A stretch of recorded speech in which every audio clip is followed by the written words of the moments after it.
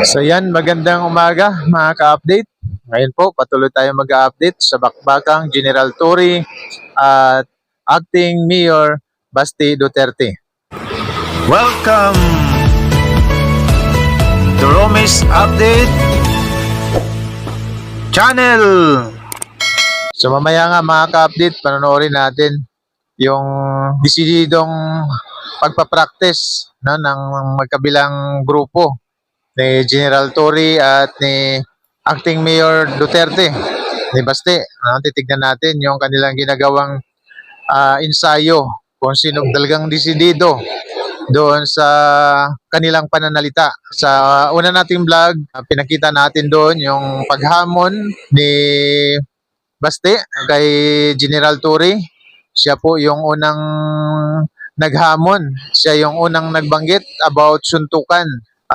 Tinanggap ni General Torre yung hamon ni Acting Mayor Basti Duterte na magsuntukan, no? At sinabi nga ni General Torre na mas maganda ay gawin na lang itong charity boxing match para magkaroon ng pakinabang. Napakagandang layunin ni General Torre na magkaroon ito ng pakinabang doon sa mga nasalanta ng bagyo kagaya namin dito. Ayan o, yung nakikita sa harap natin mga ka-update. Yung resulta ng bagyo at yung resulta ng habagat.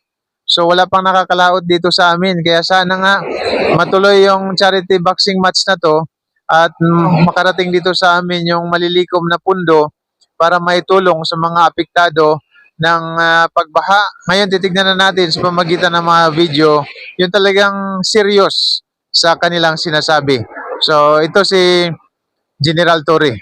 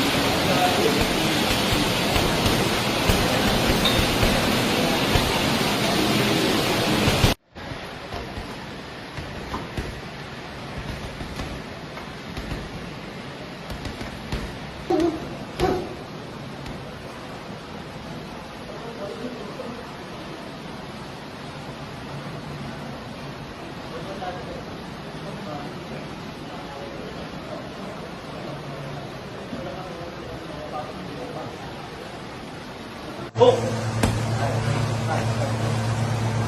Stop. Stop. Stop. Apa? Set. Set.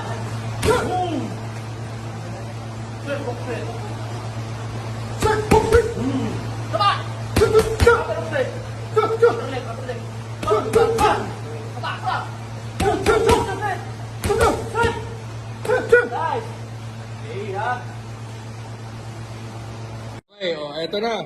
Go. Ito na pang paglaban. Talaga siya, baka tamahan mo ko. Ha? Ano yan? Jab. Ha? Oo, ano yan? Ikaw.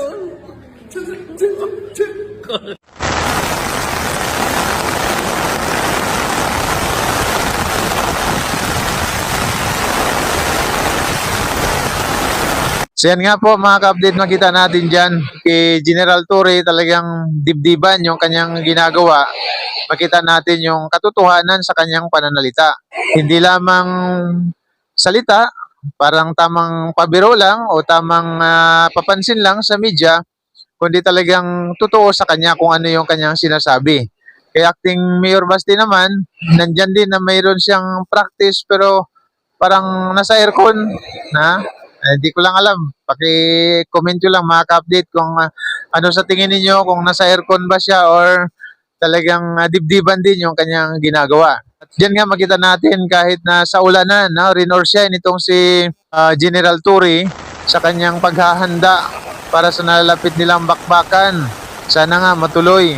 Sinabi rin ni General Torre na kahit na hindi sisipot si Acting Mayor Basti Duterte doon sa binyo na kung saan ay inihanda pa. Talagang sinigurado ni General Torre. Kung tutusin, dapat yung naghamon, siya yung mag-asikaso ng lahat dahil siya yung naghamon. Pero si General Torre yung nag-asikaso. Pati yung kanilang pagdadausan ng kanilang magiging charity boxing match ay sinigurado na ni General Torre na ayos na, okay na. At malapit na nga ito mga ka-update.